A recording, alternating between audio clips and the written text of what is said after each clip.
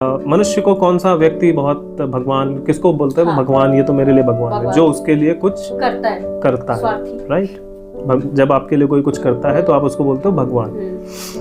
अब भगवान क्या चाहते हैं कि पृथ्वी पर सभी मनुष्य भगवान बन जाए, इसलिए वो पृथ्वी पर आते हैं, धर्म का उपदेश देते हैं ताकि आपके जीवन में अपने लिए भोग के लिए काम करने की इच्छा खत्म हो और दूसरों के लिए काम करने की इच्छा हो, ताकि दूसरा आपको भगवान मान सके। तो भगवान चाहते हैं कि इस पूरी पृथ्वी पर सब जगह मैं ही रहूं तुम सबके रूप में, इसलिए भगवान आते हैं पृथ्वी पर और धर्म का ज्ञान देके जाते हैं। पिछले अध्याय में उन्होंने आत्मा की बात करी थी, तो उन्होंने क्या बोला था, अब आप इसको और अच्छे से हम समझ लेते हैं। उन्होंने इसमें क्या बोला कि मैं हमेशा होता हूँ लेकिन मैं साकार रूप में अपने आप को प्रकट करता हूँ। तो अब हमेशा होता हूँ का मतलब वो हमेशा रहते हैं एक अदृश्य शक्ति के रूप में।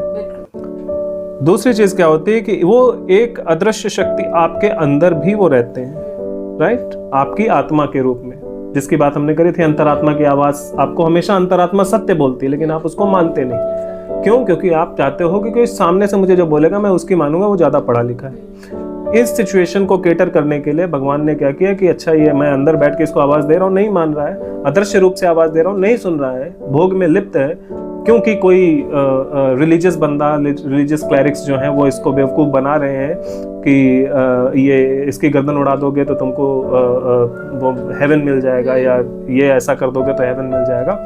तो उसकी बात सुन रहा है। क्यों? क्योंकि इसको लग रहा है कि वो ज़्यादा ताकतवर है, जबकि मैं अंदर से मैं खुद भगवान हूँ, मैं बोल रहा हूँ, ये मेरी बात नहीं मान रहा है। तब भगवान को ऐसी सिचुएशन आती है कि अब इसके सामने भी प्रकट होना ही पड़ेगा इंसान के जैसे, क्योंकि ये सुनेगा इंसान की, तो फिर वो इंसान के जैसे प्रकट होते हैं और फिर आगे आपको इंसान के रूप में ज्ञान देते हैं।